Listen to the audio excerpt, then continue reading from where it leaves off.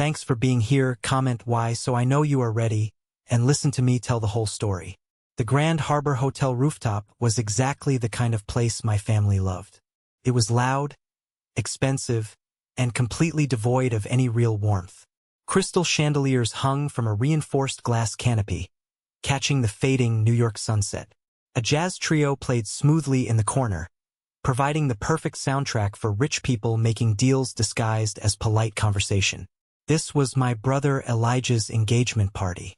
70 of the city's most elite real estate developers, politicians, and socialites were crammed onto that terrace. I sat at table 9. It was the table closest to the kitchen doors, reserved for distant cousins and people my parents felt obligated to invite but didn't want to look at. My girlfriend, Olivia, sat next to me. She looked beautiful in a simple, unbranded navy dress, her hair pulled back. She didn't have the heavy diamonds or the aggressive designer labels that every other woman in the room wore as armor. She just had this quiet, unbreakable calm about her. At the head table, my father, Robert, stood up. He tapped his knife against his crystal champagne flute. The sharp, clinking sound cut through the jazz music and the low hum of voices. The room immediately fell silent. Everyone wanted to hear what the CEO of Henry Real Estate Group had to say. My father smoothed the lapels of his custom tuxedo. He looked out over the crowd, his chest puffed out, radiating that terrifying arrogance I had known my entire life. He raised his glass toward Elijah, who was sitting next to his fiancée, wearing a smug smile. To Elijah, my father began, his voice booming across the terrace. To our successful son, our pride and joy, the man who is going to take this family's legacy into the next century. The crowd erupted in polite applause. My mother, Catherine, dabbed her dry eyes with a silk napkin, playing the part of the overwhelmed, proud matriarch perfectly. Elijah raised his own glass, soaking in the admiration like a sponge. Then my father's eyes scanned the room. I knew exactly what was coming. I felt my jaw tighten. The applause died down, and my father's gaze locked onto table 9. He found me. A cruel, familiar smirk spread across his face. He leaned slightly into the microphone. "And Mason," he said. The microphone caught the sharp edge of his tone. Heads turned toward the back of the room. I felt 70 pairs of eyes heavy with pity and judgment fall onto my shoulders. "Are you still painting those little pictures? Still in love with that poor farmer of yours?" A few suppressed chuckles rippled through the crowd. My cousin Carter actually laughed out loud. My mother didn't tell my father to stop. She just took a slow sip of her wine, looking away as if she was embarrassed by my very existence. I didn't react. I kept my eyes on my plate and carefully sliced a piece of steak. I had spent 28 years building a fortress around my emotions. They wanted a reaction. They wanted me to get angry, to storm out, to prove I was the unstable disappointment they always claimed I was. I refused to give them the satisfaction. But Olivia didn't look at her plate. I felt the air shift beside me. She placed her napkin neatly on the table. She didn't look angry. She looked completely, utterly bored by my father's display of power. She stood up. The fabric of her chair scraped loudly against the marble floor. At that exact moment, the most important guest in the room, Mr. Matthew Sterling, Elijah's future father-in-law and a billionaire real estate titan my father desperately needed, turned around to see who dared to stand during the toast. Matthew's eyes widened. The color completely drained from his face. He dropped his fork, and it clattered against his porcelain plate like a gunshot. He stumbled backward, knocking into the waiter behind him. "Wait," Matthew blurted out, his voice shaking, completely abandoning his polished upper-class demeanor. He pointed a trembling finger directly at Olivia. "That's you." The jazz trio stopped playing. The waiters froze. The entire rooftop went dead quiet. All you could hear was the distant sound of city traffic far below. My father's smirk vanished, replaced by a look of sheer, panicked confusion. He thought he was sitting on the throne of his kingdom. He had no idea that the woman standing next to me held the match that was about to burn it all to the ground. To understand why the next 60 seconds completely destroyed my family's 30-year empire, you have to understand the hell I lived through to get to this seat. Growing up in the Henry household wasn't about love. It was an ongoing corporate performance review, and I was failing from the moment I was born. My brother Elijah was exactly 3 years older than me, but in my father's eyes, the gap was an ocean. Elijah was the heir. He was loud, aggressive, and demanded everything in his line of sight. I was quiet. I liked to observe. I liked the smell of oil paint and the texture of raw canvas. I learned very early on that affection in our house was a currency, and I simply didn't have the funds to buy any. I remember the day it truly solidified in my mind. I was 15. Elijah was turning 18, preparing for college. My father had invited his business partners over for a massive dinner to celebrate. During dessert, my father stood up and proudly announced that he had established a massive college fund and an early inheritance trust for Elijah, setting him up to take over the commercial division of Henry Real Estate. They handed Elijah the keys to a brand new luxury car. My mother cried tears of joy. My 15th birthday was 3 weeks later. We didn't have a party. My mother said she was exhausted from planning Elijah's events. That evening, I walked into my father's home office. I had spent 3 months carving a wooden model of our family home, painting every tiny detail by hand. It was my way of trying to speak his language, trying to show him I cared about the legacy too, just in a different way. I set the model on his heavy mahogany desk. He didn't even look up from his financial reports. "What is this, Mason?" he asked, irritation clipping his words. "It's for my birthday, Dad. I made it for you. It's the house." He finally looked at it. Then he looked at me. "Wood chips and paint. You're 15 years old, Mason. Elijah was already reading market trends at your age. Take this out of here. It's leaving dust on my desk." I stood there, my hands shaking. I picked up the model. As I walked out, I bumped the doorframe, and a small piece of the wooden roof snapped off. He didn't flinch. My mother, Catherine, was always hovering just outside these moments. She was a master of toxic mediation. Later that night, she came into my room. She didn't hug me. She just sighed, sitting on the edge of my bed, careful not to wrinkle her expensive skirt. "You have to be more understanding, Mason," she said softly, but the words felt like sandpaper. "Your brother carries a very heavy burden.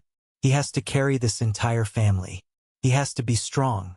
Your father just wants to make sure you aren't a distraction." A distraction. That was my official title. I wasn't a son. I wasn't a brother. I was a potential liability. They poured every ounce of their resources, their praise, and their energy into Elijah. When Elijah got a C in high school math, my parents hired 3 private tutors and blamed the teacher. When I won a regional art competition, my mother threw the certificate in a drawer because it cluttered the countertops. The tilted scale of our family eventually pushed me completely out of their orbit. I realized that if I stayed, I would spend my entire life starving for a drop of water in a desert they controlled. So I stopped asking. I stopped showing them my work. I packed up my paints, put my head down, and built a wall between my heart and their expectations. When I graduated college, I didn't ask for a dime of that inheritance. I didn't want their money because their money always came with a receipt. I took a job as an art teacher at an underfunded community center in a rough neighborhood on the outskirts of the city. I spent my days handing out cheap watercolors to kids who had harder lives than I could ever imagine. I showed them how to mix colors to create light in the darkness. I was making a fraction of Elijah's starting salary. My car was 12 years old and the heater barely worked. But for the first time in my life, I could breathe. I felt useful. I felt real. I thought I had safely escaped their crosshairs. I was wrong. I didn't realize that in my family, you aren't allowed to just leave. If you aren't serving the empire, you are an enemy of it. If my father was the hammer in our family, my Uncle Joseph was the poison gas. You never saw him coming until you were already choking. Joseph was my father's younger brother. He didn't have the business acumen to run the company, so my father kept him around on the board of directors out of a twisted sense of pity and control. Joseph had been through a brutal divorce a few years prior. The custody battle over his kids had drained him, leaving him bitter, hollow, and desperate to prove his worth to my father. To me, though, Uncle Joseph always played the role of the sympathetic outcast. He was the guy who would pull me aside at family Thanksgiving dinners, hand me a beer, and roll his eyes at my father's arrogant speeches. "Don't let Robert get to you, kid," Joseph would say, clapping me on the shoulder. "You've got a good heart. You're doing real work out there with those kids, not just pushing papers and stealing land like the rest of us." I fell for it. I was so starved for validation from a male figure in my family that I soaked up Joseph's fake empathy. I started confiding in him. I told him about the struggles at the community center. I told him how my meager salary barely covered rent and the extra art supplies I bought for the kids. I told him about my fears, my doubts, and my desperate hope that maybe, one day, my parents would just accept me for who I was. He listened. He nodded. He told me I was brave. Then, one rainy Tuesday evening, the illusion shattered. I had gone to my father's corporate headquarters. It was something I rarely did, but the community center's roof had caved in after a storm. We needed $10,000 just to keep the doors open. I had swallowed every ounce of my pride to go there and ask my father for a charitable donation. Not for me, for the kids. The receptionist, who didn't recognize me, told me to wait outside my father's massive corner office. The heavy oak door was slightly ajar. I raised my hand to knock, but the sound of my own name froze me in place. It was Uncle Joseph's voice. "I'm telling you, Robert, the kid is cracking," Joseph said, laughing. It was a cruel, sharp laugh I had never heard him use around me. "He was whining to me yesterday about how he can't even afford paint. His salary is a joke. He's miserable." "Good," my father's voice replied, cold and unbothered. "You need to squeeze him?" Joseph pressed on, sounding eager, desperate to please his older brother. "Don't give him a dime. Cut off his health insurance policy from the family trust. Starve him out. Give it 6 months, and he'll come crawling back here begging for a mailroom job. He's weak, Robert. You just have to break his spirit a little more." I stood in the carpeted hallway, the rain dripping from my coat onto the pristine floor. My chest tightened so hard I thought my ribs would crack. The betrayal tasted like ash in my mouth. Joseph wasn't a safe harbor. He was a spy. He was collecting my vulnerabilities and handing them to my father as ammunition, trading my pain for favor in the family hierarchy. I slowly lowered my hand. I didn't knock. I turned around and walked out of that building, stepping back out into the freezing rain. I didn't cry. The sadness had burned away, leaving behind a cold, hard clarity. My uncle's betrayal forced me to see the absolute truth. I was entirely alone. There were no secret allies in my bloodline. There was no hidden reservoir of love waiting to be unlocked. They viewed my independence as an insult, and they would actively work to destroy my life just to prove a point. That night, I sat in my freezing apartment, staring at my bank account. I had $86 to my name. The community center was falling apart. My family was actively plotting my failure. I was at the absolute bottom. I had nothing left to lose. And that is exactly when you become dangerous. I stopped looking backward. I stopped waiting for an apology that was never going to come. I poured every ounce of my anger and my energy into my work. I started applying for independent grants. I worked nights at a hardware store to buy supplies for the kids. I built calluses on my hands and armor over my heart. I thought I had seen the worst they had to offer. But my mother still had one final lesson to teach me about conditional love. 2 years after the incident with Uncle Joseph, something incredible happened. Despite the lack of funding, my students at the community center created a mural project that caught the attention of the mayor's office. It was a massive piece depicting the history of our city through the eyes of its working-class immigrants.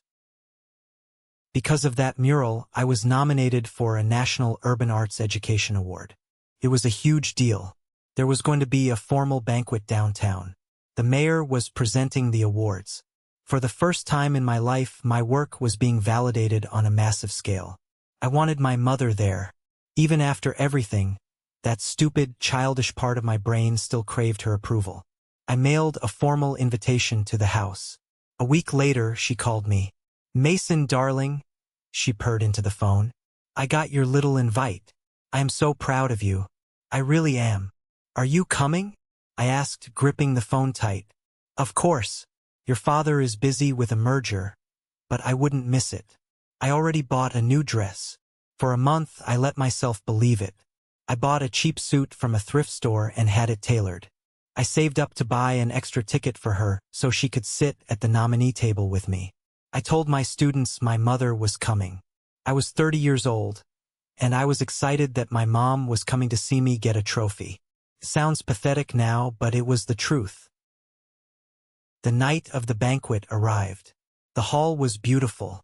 My students were dressed in their Sunday best, buzzing with excitement. I stood by the grand entrance doors, watching the expensive cars pull up. The clock hit 7. Then 7:30. The ceremony started. I sat at my table, staring at the empty chair next to me. The heavy silence of that empty seat drowned out the music and the speeches. When they called my name to go up to the stage, I smiled for the cameras. I gave my speech. I looked out into the crowd of hundreds of cheering people, but all I saw was a void where my mother should have been. I checked my phone in the bathroom after the ceremony. No missed calls. No texts. The next morning, I drove to my parents' estate. I didn't call ahead. I walked through the front door and found my mother in the sunroom, drinking coffee and flipping through a bridal magazine. She looked up, startled. "Mason, what are you doing here?" "You didn't show up," I said. My voice was eerily calm. She sighed, putting the magazine down. She looked annoyed, not apologetic. "Oh, Mason, please don't be dramatic. I texted you." "You didn't." "Well, I meant to." She waved her hand dismissively. "Yesterday was an absolute nightmare. Elijah's fiancée, Sarah, had a total meltdown over her wedding dress fittings. She was crying hysterically. I couldn't just leave the poor girl. You understand. A wedding is a major family milestone. Your little art thing. Well, there will be other banquets." I stared at her. She wasn't lying to cover up. She genuinely believed that shopping for a wedding dress for the woman marrying her golden child was vastly more important than witnessing the greatest achievement of my life. She looked at me as if my being upset was an inconvenience to her morning coffee. She looked at my award ceremony like it was a funeral she had successfully avoided attending. "A major family milestone," I repeated softly. "Exactly," she smiled, thinking I had backed down. "I'll take you to lunch next week to make up for it. We can go to that sandwich place you like." I realized then that Catherine wasn't a victim of my father's dominance. She was an active participant in my erasure. She used the illusion of maternal love to keep me tethered, but she would cut the rope the second Elijah needed anything. "Don't worry about lunch, Mom," I said. I turned around and walked toward the door. "Mason, don't walk away when I'm speaking to you. You are being entirely too sensitive," she called out, her voice finally rising. I didn't stop. I walked out to my beat-up car, tossed the glass award onto the passenger seat, and drove away. I didn't know it yet, but closing that door behind me was the universe clearing the path. Because the very next week, I met the woman who would show me what real value looked like. I needed to get the kids out of the city. The community center was suffocating in the summer heat, so I organized a field trip. I found a listing online for a massive, independent ecological reserve about 2 hours upstate. They offered free educational tours for inner-city youth programs. We drove up in a rented yellow school bus. The moment we passed the iron gates of the reserve, the concrete jungle vanished. Rolling green hills, massive automated greenhouses, and acres of restored forests stretched out as far as the eye could see. The kids pressed their faces against the glass in awe. We parked near a large, rustic barn that served as an educational hub. A woman walked out to meet us. This was Olivia. She wasn't wearing a blazer or holding a clipboard. She was wearing faded denim overalls, heavy rubber work boots caked in fresh mud, and a worn-out flannel shirt rolled up to her elbows. Her hair was tied back in a messy braid, and she had a smudge of dirt across her left cheek. She held a heavy wooden crate of seedlings against her hip like it weighed nothing. "You must be Mason," she said, setting the crate down and wiping her hand on her jeans before shaking mine. Her grip was firm. Her eyes were sharp, intelligent, and incredibly warm. "I'm Olivia. I manage the grounds." For the next 4 hours, I watched this woman captivate 30 chaotic teenagers. She didn't talk down to them. She handed them shovels. She let them get their hands deep into the dark, rich soil.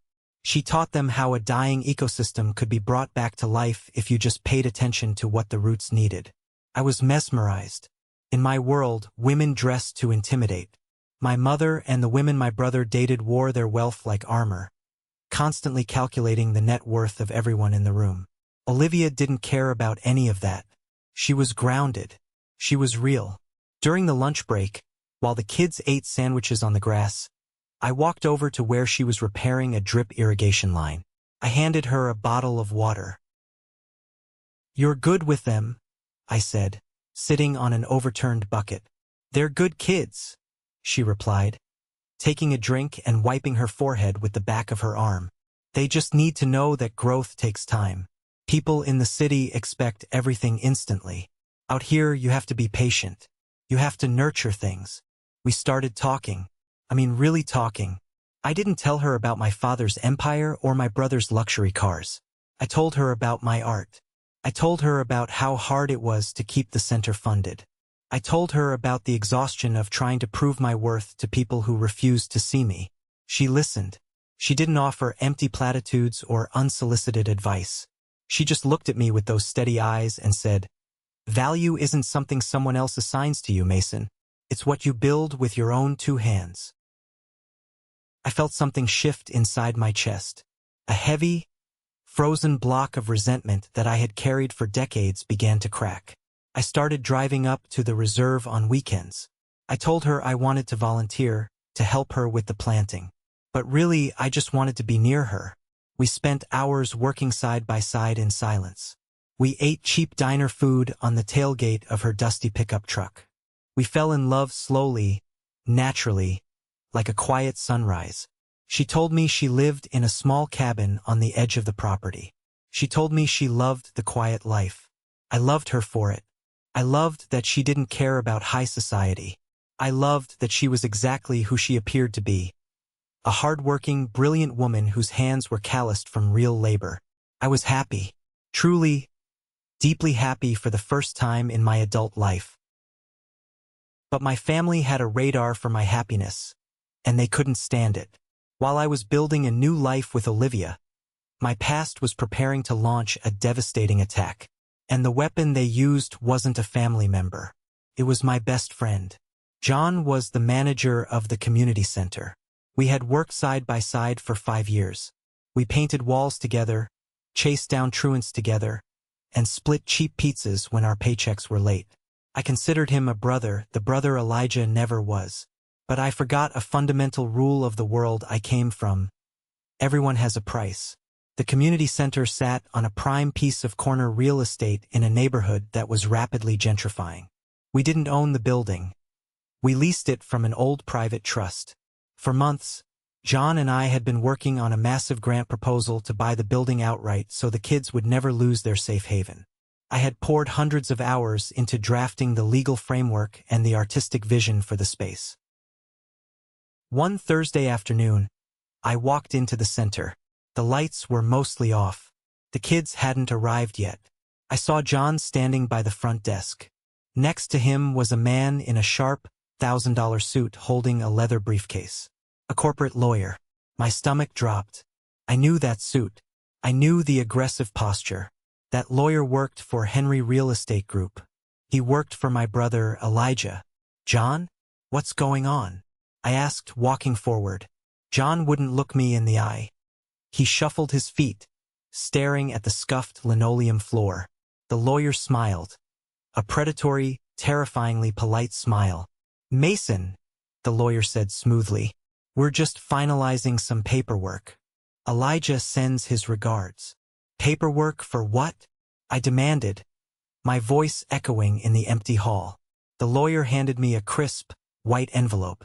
Notice of eviction. Henry Real Estate Group officially purchased this building and the surrounding block this morning. We are tearing it down to build luxury condos. You have 30 days to vacate. The words hit me like a physical blow. Couldn't breathe. I looked at John. His face was pale, sweating. John, I whispered, stepping toward him. How did they know? How did they know the trust was willing to sell? We were the only ones who had the contact information. We were submitting our grant tomorrow. John finally looked up. His eyes were defensive, hard. Look, Mason, be reasonable. We were never going to get that grant. We're bleeding money. Your brother, he reached out to me. He offered me a way out. A way out. I yelled, the anger finally bursting through my chest. You sold us out? For what? A promotion. John spat back, his voice rising to match mine. He offered me a director-level position at Henry Group's philanthropic wing. 6 figures, Mason. Benefits. A real office. I can't eat noble intentions. I have a mortgage. I felt the blood rushing in my ears. Elijah didn't even want this neighborhood. It wasn't his usual demographic. He bought this building for one reason and one reason only, to destroy the only thing I had built, to force me to my knees. And he used my best friend to hold the knife. You didn't just sell out a building, John, I said, my voice dropping to a dangerous, shaking whisper. You sold out 300 kids who trusted you. They're your family, Mason. John deflected, grabbing his jacket. Take it up with them. I'm done playing savior. He walked out the door with the lawyer. I stood alone in the dark hallway of the center. I looked at the murals on the wall, the messy art supplies, the worn-out chairs. Everything I had fought for was gone, snatched away by a stroke of my brother's pen and the greed of a friend. I drove to the estate that night. I didn't cry. I was shaking with a rage so deep it felt cold. When I parked my truck outside Olivia's cabin, she came out onto the porch. She saw my face and immediately knew. She pulled me inside. She didn't ask questions. She just held me while I finally broke down. I told her everything. I told her how Elijah had bought the building. I told her about John's betrayal.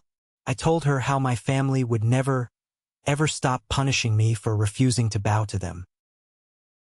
I have nothing, I whispered, burying my face in my hands. I'm 28 years old, and they just wiped me out. Olivia knelt in front of me.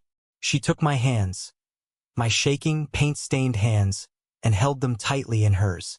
Her eyes were completely clear, completely devoid of fear.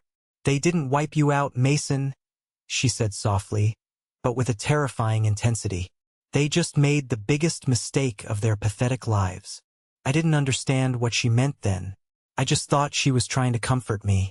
I had no idea that beneath the flannel shirt and the dirt on her boots, the woman holding my hands possessed enough power to crush my father's empire into dust. Next week is Elijah's engagement dinner, I said, my voice hoarse. My parents want me there to parade their victory. They want me to show up broken. Olivia stood up, her jaw set into a hard, unyielding line. We're going, she said. Olivia, no. You don't know these people. They will tear you apart just to get to me. She smiled. It wasn't a warm smile. It was the smile of a predator watching a trap spring shut. Let them try, Mason. I think it's time I formally met your family. I should have known better than to bring Olivia to the family dinner leading up to the engagement party. It was a private affair at my parents' estate. Just the immediate family. A warm-up round for the main event. My mother insisted I bring my little friend so she could evaluate her. I tried to tell Olivia we could skip it, but she was adamant. We arrived at the mansion on Friday night. Olivia didn't dress up. She wore clean dark jeans, a plain white sweater, and a pair of leather boots that had clearly seen miles of dirt roads. Beside the marble pillars and the European sports cars in my father's driveway, she looked like an alien. We walked into the formal dining room. The heavy oak table was set with silver and fine china. My father, Robert, sat at the head. My mother, Catherine, sat to his right, wearing a silk blouse that cost more than my car. Elijah and his fiancée, Sarah, were lounging on the velvet chairs, drinking imported wine. Carter, my obnoxious cousin who basically lived at the house, was already laughing at something Elijah said. The laughter stopped the second we walked in. 5 pairs of eyes snapped to Olivia. I watched them perform a visual autopsy on her. They took in her unstyled hair, her lack of jewelry, the sensible boots. I could practically hear the cash registers in their heads ringing up a total of $0. Well, my mother broke the silence, her voice dripping with artificial sweetness. You must be Olivia. Mason has told us absolutely nothing about you. Good evening, Mrs. Henry, Olivia said politely. Taking the seat I pulled out for her at the far end of the table. Dinner was a masterclass in psychological warfare. They didn't insult her directly. They used the passive-aggressive scalpel that wealthy people perfect over decades. So, Olivia, Elijah started, swirling his wine glass. Mason says you work out at that nature reserve. What exactly do you do? Rake leaves? Give tours to toddlers? Carter snickered. I manage the grounds and oversee the operational health of the estate, Olivia answered calmly, slicing her chicken. Her voice didn't waver. Operational health? My father scoffed, not even looking at her. Sounds like a fancy way of saying you're a farmer. It's manual labor. Noble, I suppose, for people who don't have the capacity for high-level strategy. My jaw clenched. Dad, don't. Don't what, Mason? My father snapped, his eyes flashing toward me. I'm making conversation. We are simply trying to understand how someone with her background expects to build a future. Unless, of course, the plan is to simply attach herself to someone whose last name is Henry. The implication was clear. They thought she was a gold digger, which was hilarious, considering my bank account was currently overdrawn by $14 thanks to Elijah getting me evicted. I can assure you, Mr. Henry, Olivia said, setting her knife down. She looked directly down the length of the table into my father's eyes. My future is incredibly secure. I don't need anyone's last name to build my legacy. My mother let out a sharp, condescending laugh. Oh, honey, that is very cute. But idealism doesn't pay a mortgage. Catherine signaled the maid to clear the plates. While the staff moved around us, my mother reached into her designer handbag. She pulled out a thick, cream-colored envelope and slid it across the polished wood table toward Olivia. We know Mason is struggling, Catherine said, her voice lowering into a fake, conspiratorial whisper, as if she were doing us a favor. He lost his little job this week. We are fully aware of the financial reality. I assume you don't have the means to support him either. This envelope has $10,000 in cash. The room went dead silent. Even Elijah looked slightly surprised by how blunt my mother was being.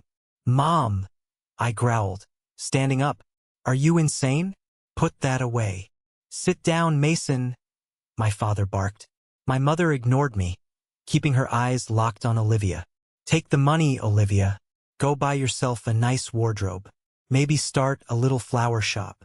But I want you to understand that Mason is a sinking ship. If you stay with him, you will drown. Take the envelope and leave our son to figure out his own mess.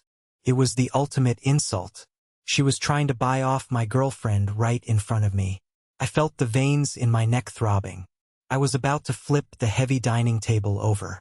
But Olivia placed her hand on my arm. A gentle, firm pressure. Stand down. She didn't look angry. She looked at my mother with a mixture of amusement and deep, profound pity. Olivia picked up the envelope. She felt the weight of the cash inside. Then, she tossed it casually back across the table.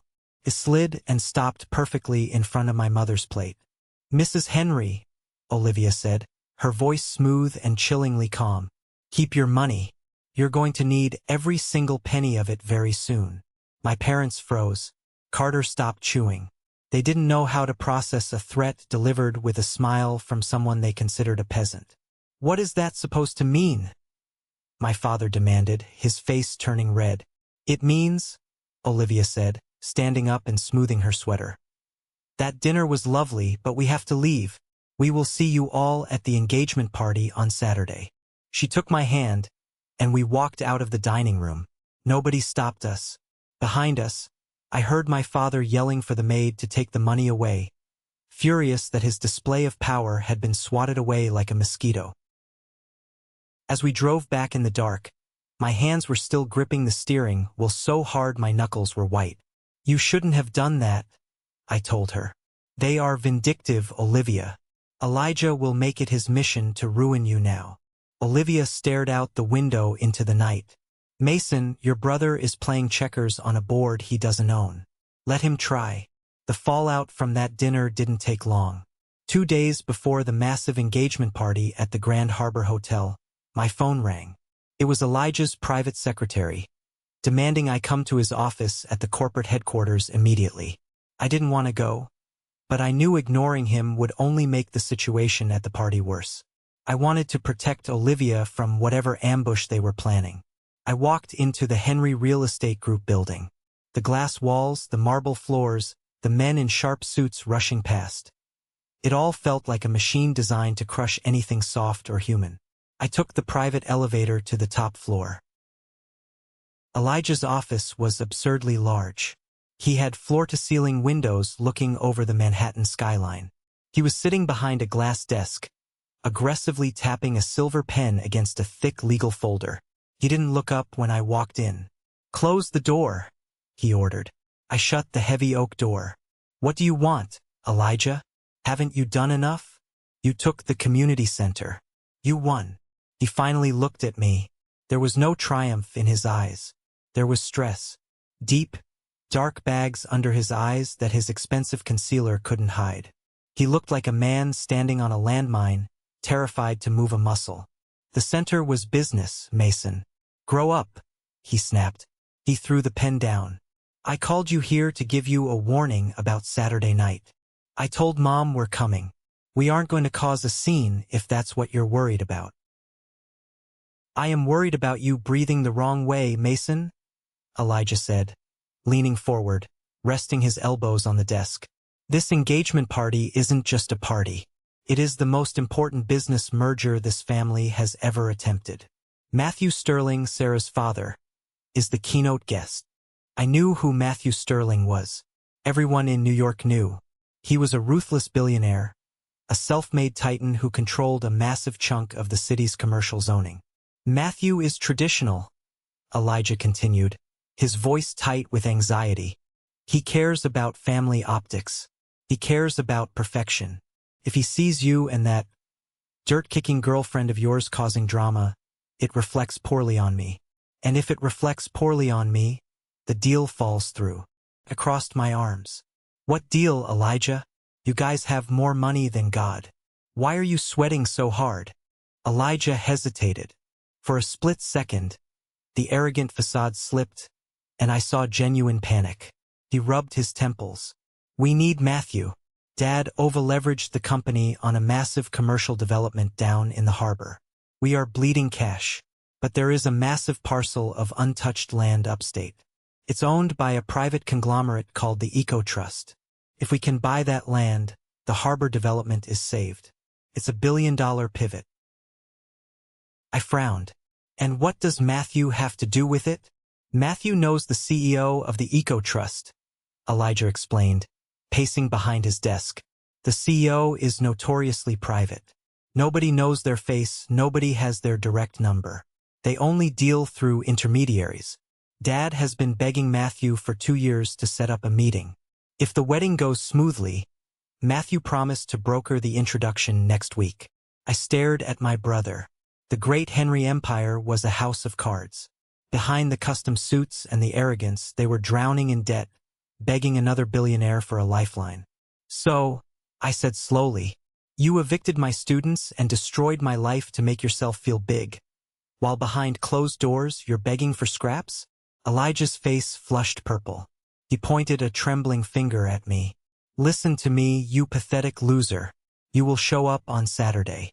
You will sit at the back table. You will keep your mouth shut. And you will make sure that farm girl doesn't embarrass us in front of Matthew Sterling. If you ruin this for me, I swear to God, Mason, I will make sure you can't get a job sweeping streets in this city. Do we understand each other? I looked at his shaking finger. I felt absolutely nothing. No fear. No intimidation. Just a profound realization of how small he truly was. I understand perfectly, Elijah, I said. I turned and walked toward the door.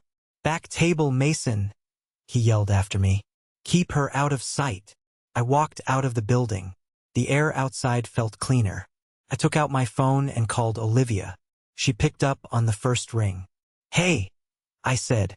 Elijah just gave me the rundown for Saturday. He's terrified we're going to embarrass him in front of his future father-in-law. Apparently, Dad desperately needs an introduction to some company called the Eco Trust. There was a long pause on the other end of the line. The silence stretched out for so long I thought the call had dropped. Olivia? You there? When she finally spoke, her voice was softer than usual, but it carried a weight that made the hairs on my arms stand up. I'm here, Mason, she said. Tell Elijah not to worry. Promise. Matthew Sterling and I are going to get along just fine. Saturday evening arrived. The sky over Manhattan was a bruised purple as we pulled up to the Grand Harbor Hotel. The valet took the keys to my beat-up car, looking at it like it was a disease among the line of Bentleys and Maybachs. I looked at Olivia as we stood outside the revolving doors. She had transformed, but not in the way my mother would have wanted. She wasn't dripping in diamonds. She wore a tailored, midnight blue dress that hit just below the knee.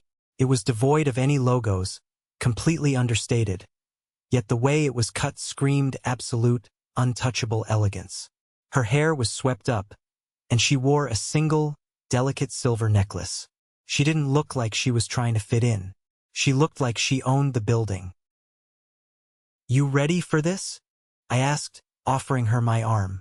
I've been ready for this all week, she smiled, slipping her arm through mine. We took the gold-plated elevator up to the rooftop terrace. The doors opened to a wall of sound and light. Waiters in white gloves floated through the crowd carrying trays of champagne and caviar. The 70 guests were a sea of designer tuxedos and expensive gowns. The moment we stepped off the elevator, the invisible tripwires of my family's social radar went off. My cousin Carter was the first to approach. He was holding a drink, his face already flushed. Well, Carter smirked, looking Olivia up and down. Look who cleaned up. Did Aunt Catherine's envelope buy that dress? Or did you rent it? I stepped forward, my chest tightening, but Olivia gently squeezed my arm. She didn't even look at Carter. She looked right through him, treating him with the kind of dismissive silence you reserve for an annoying gnat. Carter's smirk faltered under her absolute lack of reaction, and he awkwardly slinked away back into the crowd. We found our seats at table 9, tucked away near the service doors exactly as Elijah had ordered. I watched the room.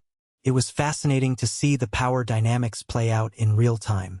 My father was working the room like a desperate politician, shaking hands, laughing too loudly at jokes that weren't funny.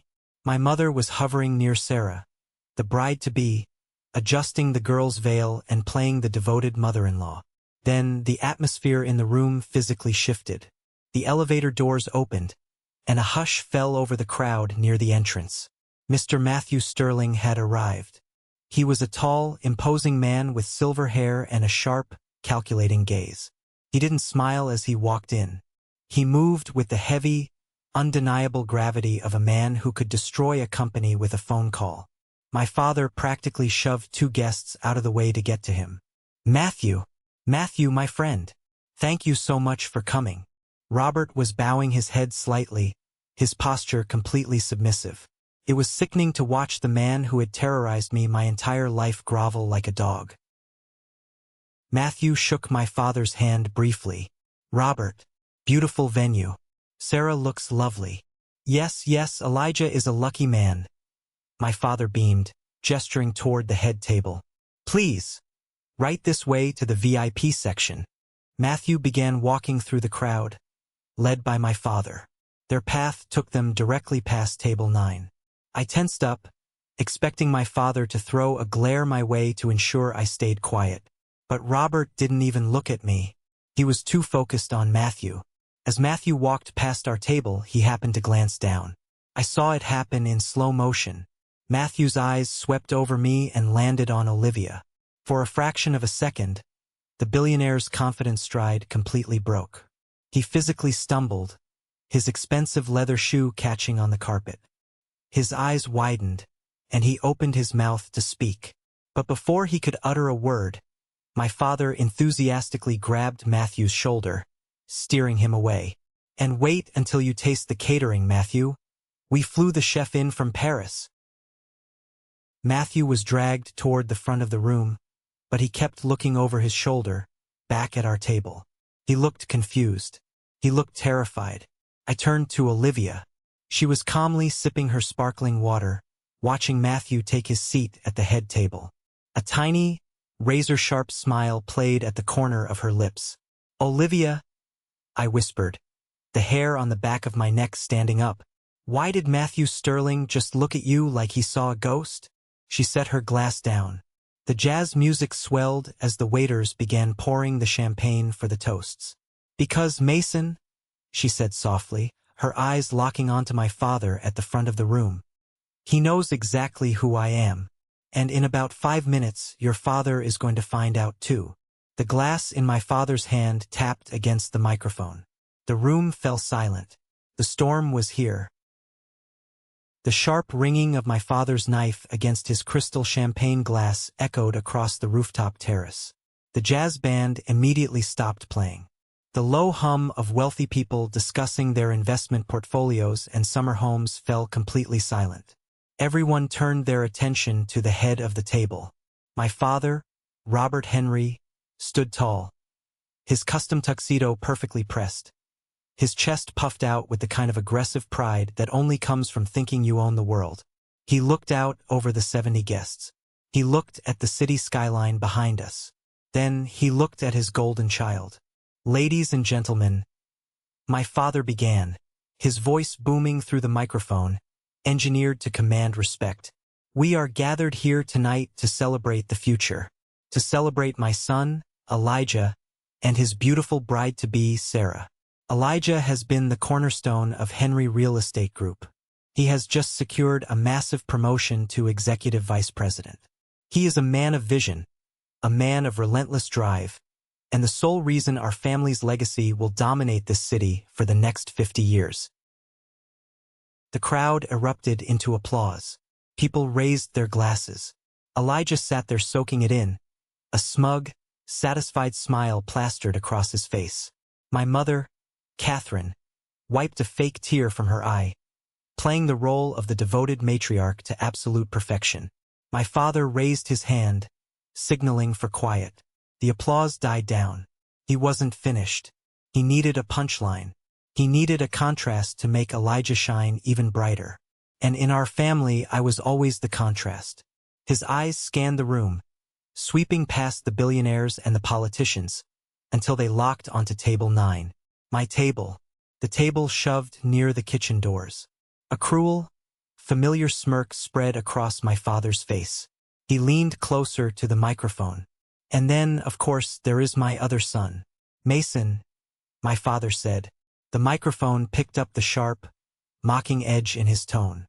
70 pairs of eyes whipped around to look at me.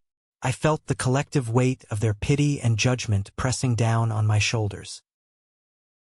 "Tell me, Mason," my father continued, his voice dripping with condescension.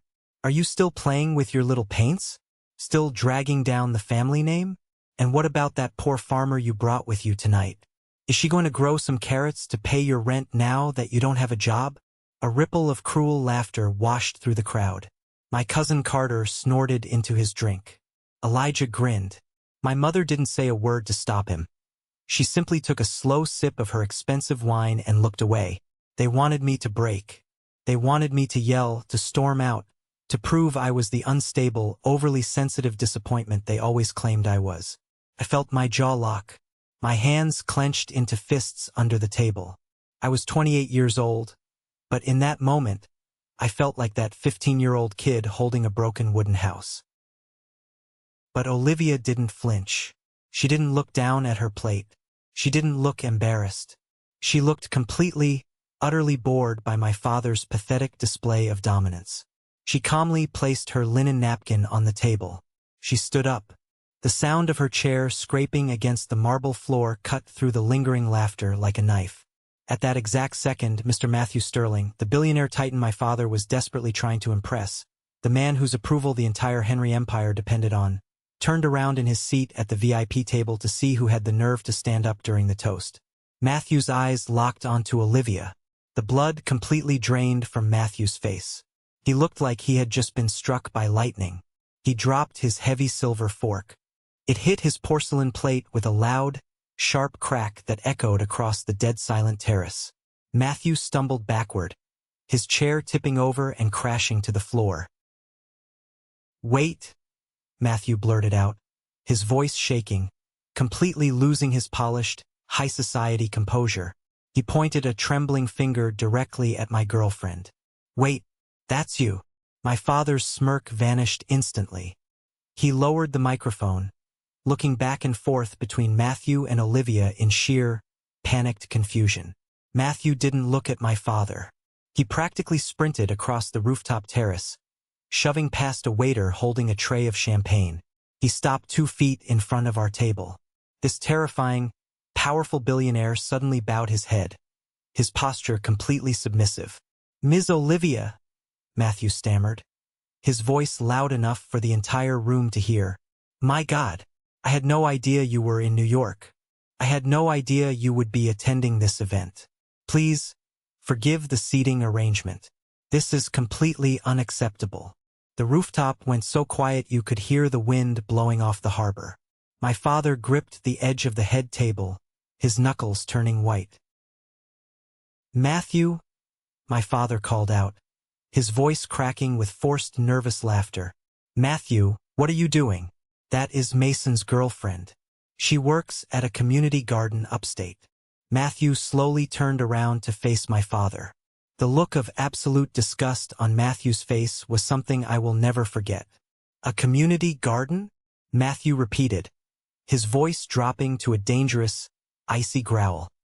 He marched back toward the head table, closing the distance between him and my father. "Are you completely out of your mind, Robert? Are you really this arrogant? Or just this stupid?" "I don't understand," my father stammered, taking a step back. "That woman," Matthew pointed back at Olivia, "is the founder and chief executive officer of the Eco Trust, the same Eco Trust that owns the 3,000 acres of commercial development land you have been begging me to help you buy for the last 2 years. She is the sole decision-maker for a multi-billion-dollar conglomerate. You have been calling my office every single day, practically in tears, begging for a 5-minute phone call with her to save your drowning company." The collective gasp from the 70 guests sucked the oxygen out of the room. My mother dropped her wine glass. It shattered on the floor, red wine bleeding into the white carpet. Elijah looked like he was going to vomit. Matthew wasn't done. He stepped right up to my father's face. "You invited me here tonight to convince me to broker a deal," Matthew sneered. "And then you stand up in front of this entire room and humiliate the very woman holding the financial rope you are hanging from. You called her a poor farmer. You insulted her partner. You are a clown, Robert. A pathetic, small-minded clown." My father's face turned an ashen gray. He looked at Olivia, his mouth opening and closing like a fish out of water. The realization of what he had just done hit him with the force of a freight train. He had just publicly executed his own legacy. Olivia walked out from behind our table. She moved with a slow, deliberate grace. The crowd parted for her like the Red Sea. She stopped in the middle of the room, looking up at the head table. "Mr. Henry," Olivia said, her voice smooth, calm, and carrying a lethal authority. "For 18 months, I have watched how you treat your son. I watched you belittle his art. I watched you mock his salary. I watched you actively try to destroy his life because he refused to worship your bank account. You judge the value of human beings by the price tags on their clothes. She paused, letting the silence suffocate my parents. I came here tonight to see if there was any redeeming quality left in this family, Olivia continued. There isn't. You will never get that meeting, Robert. You will never get that land. The Eco Trust will never do business with Henry Real Estate. Consider your harbor project dead. My father collapsed into his chair. He looked physically destroyed. My mother was openly weeping, her hands covering her face. Elijah was staring at the table, completely paralyzed. I walked up to stand next to Olivia. I looked at the three of them, the people who had made my entire life a miserable, exhausting test I could never pass. They looked so incredibly small. You spent my whole life telling me I was worthless, I said, my voice steady and loud enough for everyone to hear. You thought money gave you the right to treat people like garbage. You blew Elijah's college fund on bad investments, you hid your debts, and you used me as a punching bag to make yourselves feel powerful. I looked my father right in the eyes. I'm not angry anymore, I told him. I'm just done. I don't want your money. I don't want your name. And I never want to see any of you again. I took Olivia's hand. We turned around and walked toward the elevator. Nobody said a word. Nobody tried to stop us. The only sound was the clicking of Olivia's heels against the marble floor. We stepped into the elevator. The brass doors slid shut, and we left my family sitting in the ruins of their own arrogance. The silence in the elevator on the way down to the lobby was the best sound I had ever heard in my life. It wasn't the heavy, oppressive silence of my childhood home. It was clean. It was the sound of a chain finally snapping. We walked out of the hotel, got into my beat-up car, and drove away. We didn't celebrate.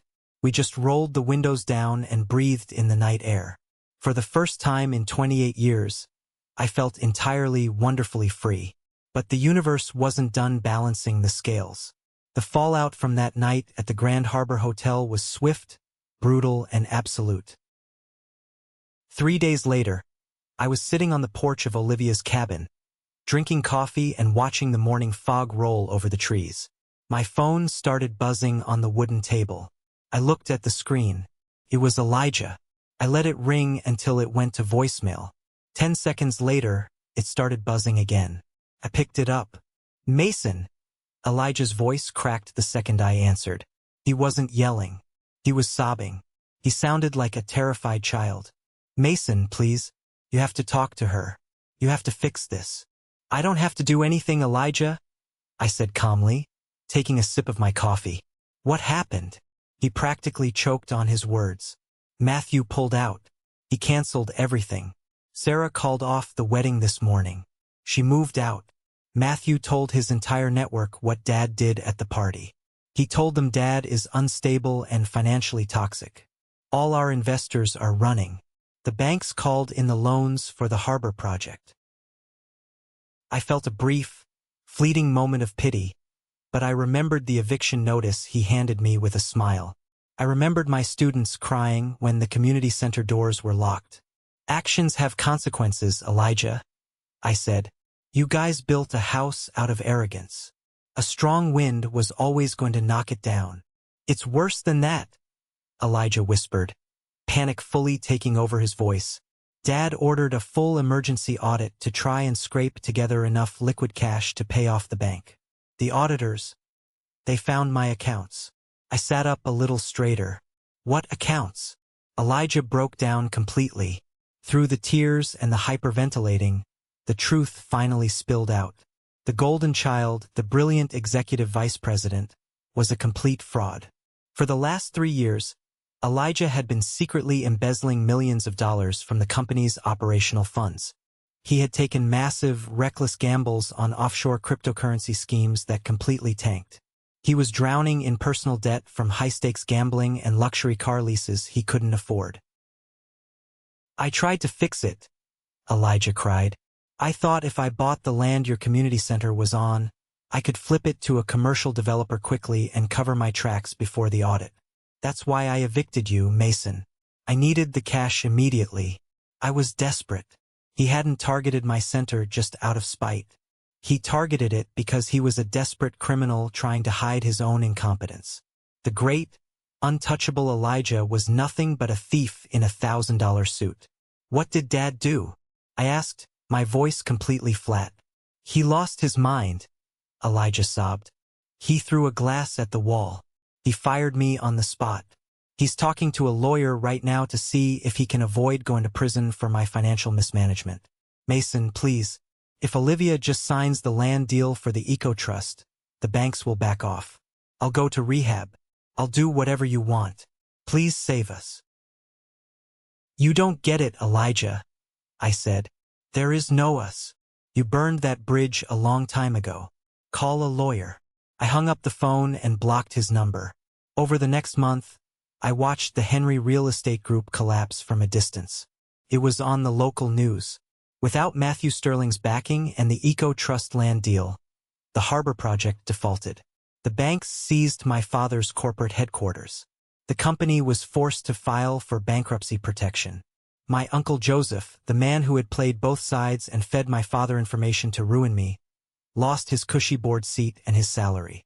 He tried to sue my father for severance, which only dragged the family name further through the mud in a messy, public legal battle. It was like watching a group of sharks turn on each other the second the water got warm. My mother, Catherine, suffered perhaps the most painful defeat of all for a woman in her position. Her social standing evaporated overnight. The wealthy elite of New York do not tolerate public embarrassment or financial failure. She was quietly removed from the boards of her charity organizations. Her invitations to galas stopped coming. The country club suspended their membership due to unpaid dues. She had spent her entire life judging people by their wealth, and now she had to wake up every morning and look in the mirror at a woman who had absolutely nothing left but a ruined reputation. It felt like a funeral for a family I never really had. I didn't rejoice in their pain, but I didn't mourn them either. I was too busy building my own life. 6 months passed. The winter thawed into a bright, vibrant spring. Without the crushing weight of my family's judgment, my life flourished in ways I never thought possible. With Olivia's guidance, I applied for federal grants using a new nonprofit structure. We didn't just get the funding. We received a massive endowment from an independent arts foundation. I opened a brand new, state-of-the-art community center on the other side of the city. We had real studios, top-tier supplies, and enough space to help double the number of kids. It was a Tuesday afternoon. I was in the main studio, helping a group of teenagers mix acrylics for a mural, when the receptionist walked in. She looked incredibly uncomfortable. "Mason," she said hesitantly, "there are 2 people in the lobby asking for you. They say they're your parents." I put my paintbrush down. I wiped my hands on a rag, took a deep breath, and walked out to the front. My father and mother were standing near the entrance, looking completely out of place among the bright finger paintings and the worn couches. They looked like they had aged 10 years in 6 months. My father was wearing a suit, but it wasn't custom-tailored anymore. It looked slightly too big for him, hanging off his shoulders. His hair was thinner, his posture defeated. My mother looked small. She wasn't wearing any heavy jewelry, and she kept her eyes glued to the floor. I stopped 10 feet away from them. I didn't offer a hug. I didn't smile. I just waited. My father cleared his throat. He tried to muster up that old, booming CEO voice, but it came out raspy and weak. "Hello, Mason," he said. "What are you doing here, Robert?" I asked. I didn't call him Dad. My mother flinched at the sound of his first name. She finally looked up at me, her eyes brimming with tears. "Mason, please, don't be like this. We're your family. We've been through hell. Elijah is facing fraud charges. We had to sell the estate just to pay the legal fees. We're living in a condo in Queens." "I read the news," I said, my voice completely void of emotion. "What do you want?" My father stepped forward, holding his hands up in a placating gesture. "We want to apologize, Mason. We were wrong. We pushed you too hard. We didn't understand your path. But we're here now. We want to make things right. We want to be a family again." He paused, licking his dry lips. "And We know you have influence with Olivia. The Eco Trust is expanding. They are looking for commercial project managers. I have 30 years of experience. Mason, if you could just put in a good word, just get me an interview with her. We could start over. I stared at him. It was almost funny. Even now, standing in the ashes of his own life, he couldn't see past his own greed. You aren't apologizing to your son, I said, my voice sharp and clear. You are apologizing to my connections. You are mourning your bank account, not your family. You don't miss me. You miss the power you thought you had over me. That's not true, my mother cried out, stepping forward. We love you, Mason. You are all we have left. You had me for 28 years. I fired back, the raw honesty finally pouring out. And you spent every single one of those years making sure I knew I was a disappointment. You missed my awards. You mocked my salary. You tried to bribe my girlfriend to leave me. You sat by while Elijah stole the building right out from under my kids. You didn't love me when you had millions, and you don't love me now that you're broke. You just need a life raft. My father looked at the floor. He knew I was right. That is my final offer, I interrupted, stepping back and pointing toward the glass doors. Leave my center. Now. They looked at my face. They saw the cold, unbreakable resolve in my eyes. The old Mason, the boy who craved their approval, was dead. They turned around and walked out into the busy city street, disappearing into the crowd. I watched them go, and I felt nothing but peace. That weekend, I drove upstate to Olivia's property. I thought I knew everything about her, but she still had surprises left. We were walking past the main greenhouses when she led me down a gravel path toward a massive, restored timber barn tucked behind a hill. I had never been inside it. She pulled a heavy set of keys from her pocket and unlocked the sliding wooden doors. She pushed them open, and the late afternoon sun flooded the interior. I stopped dead in my tracks. My jaw literally dropped. The barn was immaculate. The floor was polished concrete. And sitting perfectly spaced out in the massive room was a collection of cars that would make any billionaire weep. There was a pristine, silver 1964 Aston Martin DB5, a flawless, cherry-red classic Ferrari 250 GTO, and in the corner, a breathtaking vintage Porsche 911 sitting on blocks, half disassembled. I slowly walked inside, running my hand over the gleaming fender of the Ferrari. I looked back at Olivia, completely stunned. You own these? I stammered. She laughed, a bright, beautiful sound. She walked over to the Porsche and picked up a wrench from a nearby toolbox. I don't just own them, Mason. She smiled, her eyes sparkling. I restore them. It's my hobby. When I need to clear my head from running the trust, I come out here and get my hands dirty. I told you, I like fixing broken things. I stood there, looking at this incredible woman in her flannel shirt and boots, standing next to millions of dollars worth of classic cars she fixed with her own two hands. My family had spent their entire lives trying to project an image of wealth with leased luxury SUVs and flashy watches they couldn't afford. They were loud, hollow, and desperately insecure. Olivia was the definition of quiet luxury. She possessed real power, real wealth, and real talent, and she felt absolutely zero need to prove it to anyone. I walked over to her, took the wrench out of her hand, and pulled her into a kiss. I'm 30 years old now. It's been 2 years since that night on the rooftop terrace, 2 years since I walked away from the Henry Real Estate Group and everything attached to it. I was at the community center yesterday afternoon. One of my students, a quiet kid named Luke who reminds me a lot of myself at that age, ran up to me. He had spent 3 weeks working on a canvas. He proudly handed it to me. It was a painting of a massive, sprawling oak tree with deep, vibrant roots digging into the earth. At the bottom, in messy handwriting, he had written, "For Mr. Mason and Miss Olivia." I hung it right in the center of my office wall. It is the most valuable piece of art I own. People ask me sometimes if I regret walking away. They ask if I miss the safety net of coming from a wealthy family, or if I ever feel guilty for cutting my parents out of my life. My answer is always the same: no. Not even for a single second. Going through that fire taught me the most important lesson of my life. Blood does not make a family. Blood is just a biological lottery ticket. Family is about respect. It's about who stands beside you when you have absolutely nothing to offer them but your genuine self. Family is the people who nurture your roots, not the people who constantly threaten to cut down your branches just to build their own thrones.